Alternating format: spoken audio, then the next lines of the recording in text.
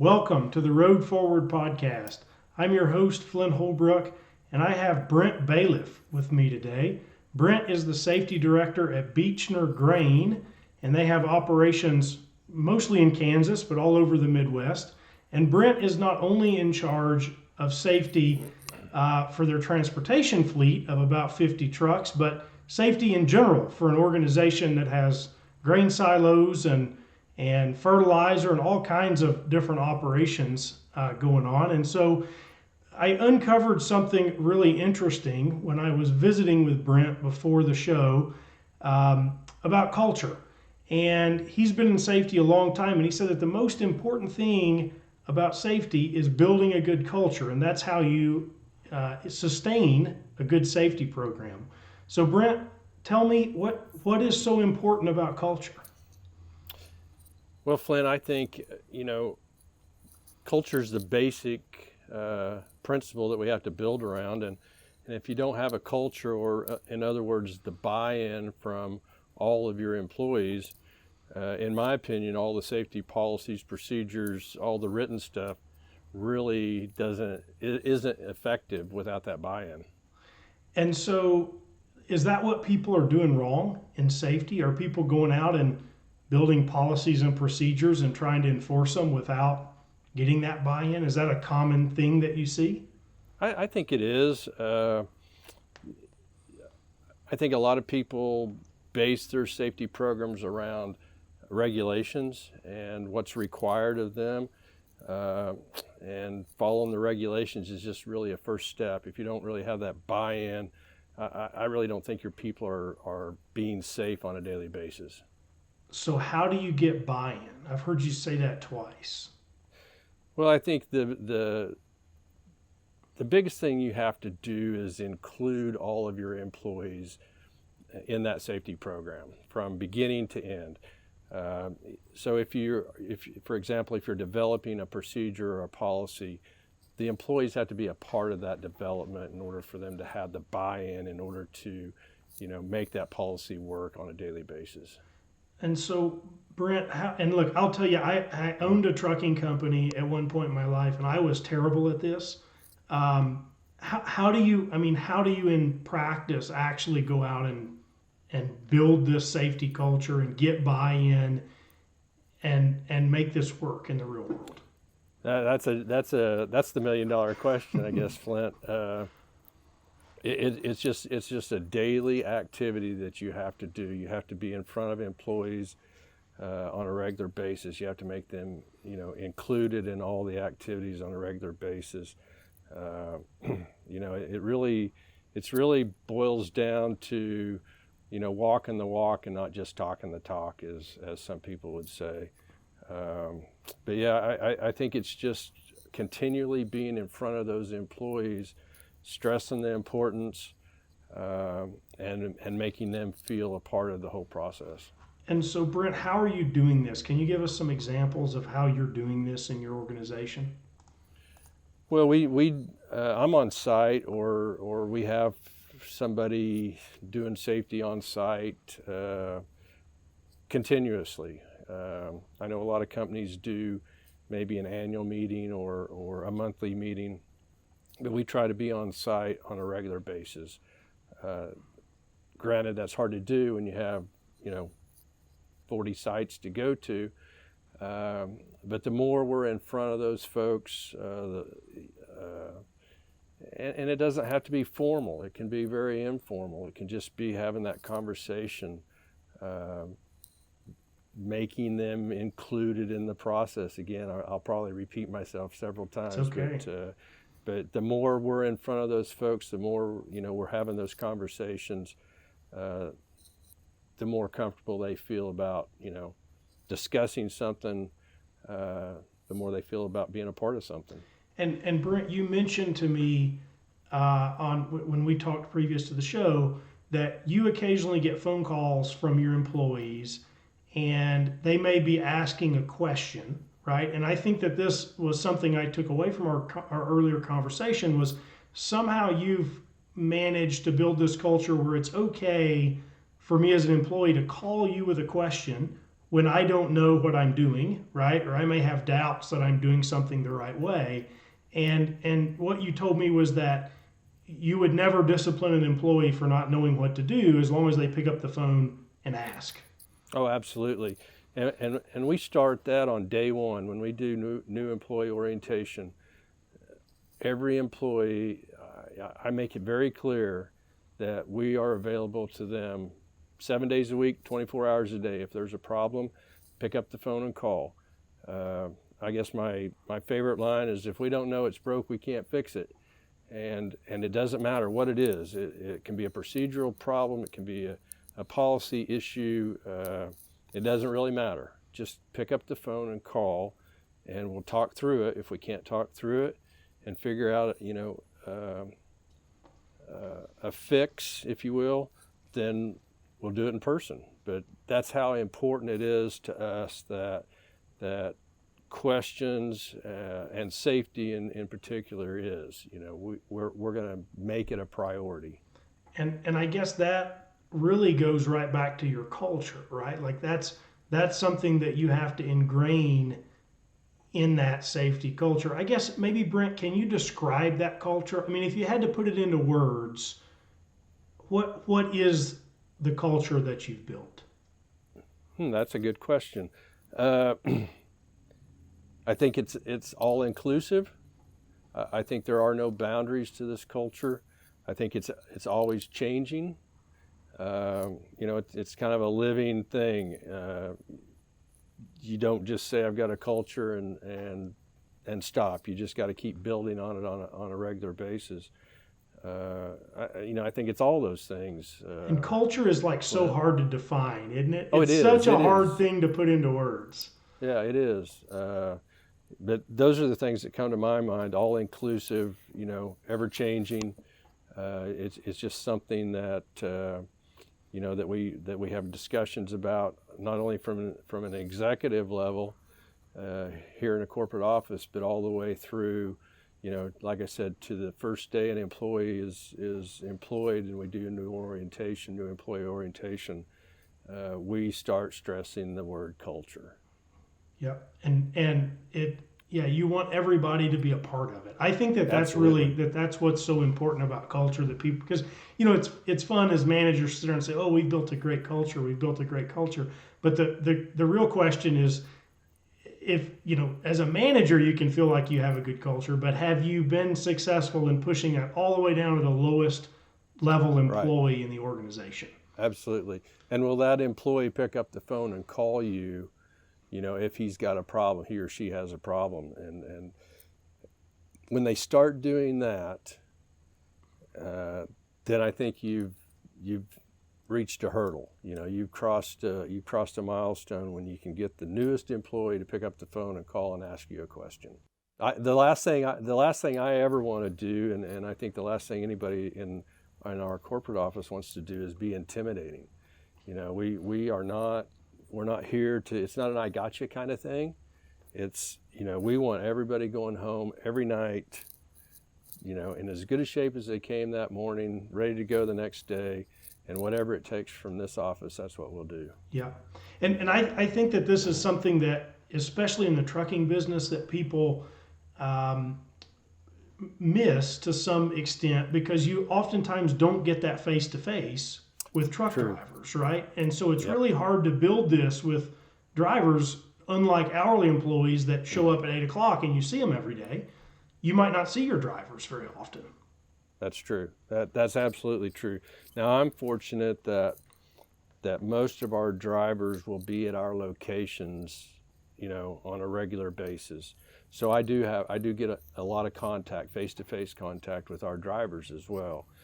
And I get phone calls, from the road, from driver that says, "Hey, I've got an issue here. How do we deal with this?" And so, again, I think it comes back to having that face-to-face, as you said, even with the driver, at every instance you can have it. Yeah.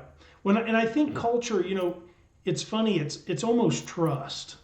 Wouldn't you say, Brent? Like, Oh, absolutely. There's a lot of trust. Yeah. If they don't trust me, You know, if I don't, you know, if they're telling me something in confidence, and I break that trust, then they'll never tell me anything again. You know, so a lot of times we may deal with issues and not mention names. But yeah, you're absolutely right. It's all about trust. Right. And I think as an employee or a truck driver or whoever you may be, if you automatically feel like you are mistrusted, right, by management, you're a whole lot less likely to pick up the phone, right? Or to take a face-to-face meeting seriously. Oh, I got to meet with the safety guy again, right? Yeah. It's that. Then it becomes that "I got you" kind of deal. Yep. And that's what you got to stay away from. Is what that's I'm what you got to stay away from. We're not policing, so to speak, but at the same time we are policing. But you can't let them feel that. You know, you got to make them. You got to make them feel like they're a part of the solution. And so, at what point, Brent, does this turn into disciplinary? At what point do you have to, draw a line in the sand and say, this is now a disciplinary problem? How do you handle that? Yeah, I think a lot of times, the person that does the same thing twice, there's probably going to be some disciplinary action taken. The person that doesn't pick up the phone, and just, does something just stupid, then there's probably going to be some disciplinary action taken. But then I think even when you go down the disciplinary road, there's a right way and a wrong way to do that too. So I think if you handle those situations in the right way, it can actually become more of a teaching experience or a learning experience rather than a slap on the back of the hands or whatever. Yeah, maybe it's a slight slap on the back of a hand immediately followed up with a coaching and learning opportunity. Yeah, I mean, they've got to know they've done wrong, and not to do it again. It's a lot of what we do is life and death. We deal with a lot of very dangerous equipment in agriculture. So you want to make sure that they don't repeat themselves and get themselves or someone else hurt. But at the same time, you want them to know why what they did was wrong or dangerous or whatever the case was. And that's where that coaching, mentoring type attitude really comes into play. Yeah, that's really interesting. All right, Brent, I'm curious because I think something a lot of managers struggle with, especially like C-level kind of folks, is I show up to work, how do I approach maybe it's my lowest or close to my lowest employee just to build that culture, right? You may not have something immediate for them, right? Like I don't necessarily have a message that I want to give you, but how do I start that conversation to build trust and start to build that culture? How do you do that? I'm sure that you do this all the time. Well, one thing that I really stress with our managers and supervisors is they have a weekly or a Monday morning meeting, and I don't give out the topic. I let those managers, supervisors pick their own topic, but I want them to have a short meeting every week, every Monday if they can, and include their employees. But just let's talk about what we're going to do this week, how we're going to do it safely, what went wrong last week. I don't care, but we're going to talk about something, and have them include those employees in those conversations. And I think that's really the start at that local level. Is now when I'm having a meeting and I have a 10-year employee and a 1-day employee, and we're actually having this conversation, that first day employee, now he becomes ingrained in the culture, if you will, and he knows I can speak my mind. This is an open forum. We can talk about what went wrong and not be in trouble. So I think that's the first step, Flint. Yeah. So all right, Brent, this is going to be a good question. How long have you been at this? It sounds like you've been really successful in building this culture, but I'm guessing that this takes a lot of time and consistent effort. Yeah, it does. Uh, I've been with Beachner since 2008, and I was in safety prior to that as well. But yeah, when I came to work here, this didn't happen in the first year. This didn't happen in the second year. And like I said earlier, this isn't done yet either, because it's a continuous, everyday struggle, if you will, to maintain what we built and to continue to build on that. Yeah. Yeah, that's cool. I think it's, people that can be so consistent over such a long period of time. I really admire that because it's something that I struggle with.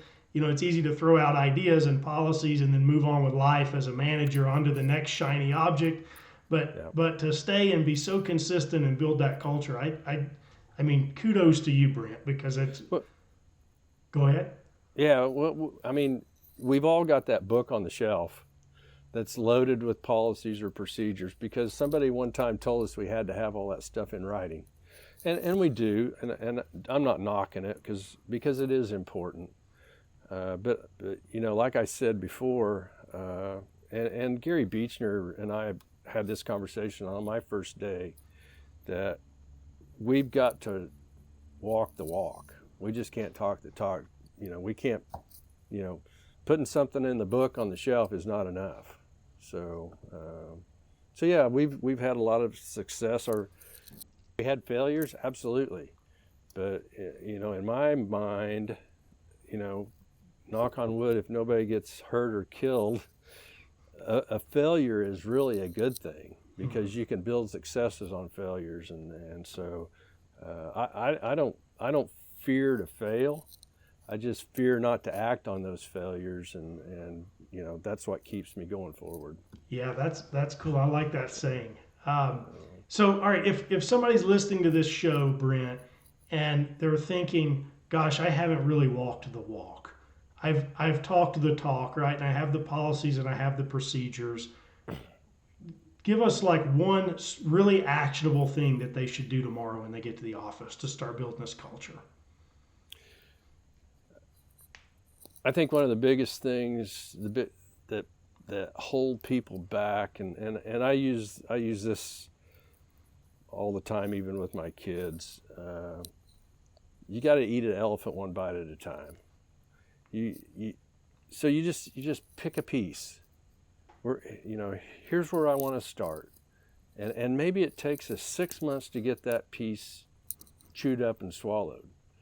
But you gotta take a first step somewhere.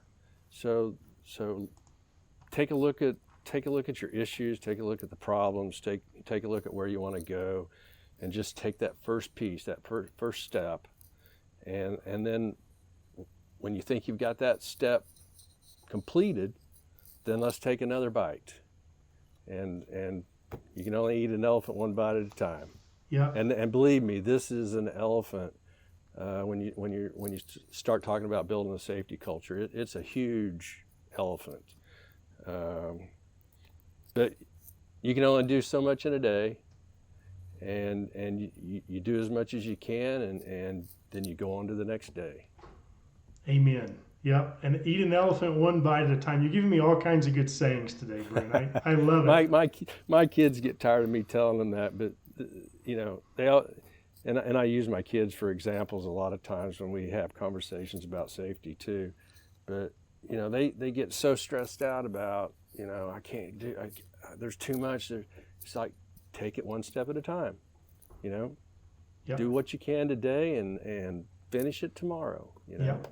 That's great. That's cool, Brent. This has been so much fun. I really appreciate you taking some time to tell us about what you're doing to build culture. And I hope that this is a little bit of an inspiration for managers who maybe haven't walked the walk yet.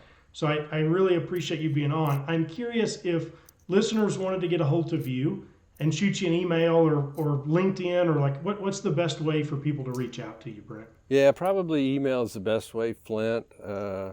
I'm almost too old for the social media deal, and I've got enough on my plate without doing a lot of those. But yeah, bbayliff at beachner.com. And I had a lot of help coming through the years from a lot of people that were in the safety industry or in agriculture, or I've had a lot of mentors, and I'm more than willing to share, help somebody else, if I can. Yeah, that's great. That's wonderful. Well, I sure appreciate you being on, Brent. Thank you so much. Absolutely. I might say this just to end the conversation, if that's where we're going, Flint. I think, and I've told employees this as well. If I've got your attention, then you've got my attention for as long as you need it. So as long as we're engaged, it can't be a one-sided conversation. But as long as we're both, if you're engaged with me, I'll be engaged with you for as long as need be to fix a problem. So that's kind of my, that's kind of my philosophy. Yeah, I like that. I think I'm gonna print that and a couple of other sayings that you've given me today on a big board of things that I need to remember in my office. Now I'm a philosopher. Yeah. Hey, there's nothing wrong with a little bit of philosophy, Brent. There's absolutely nothing wrong with it.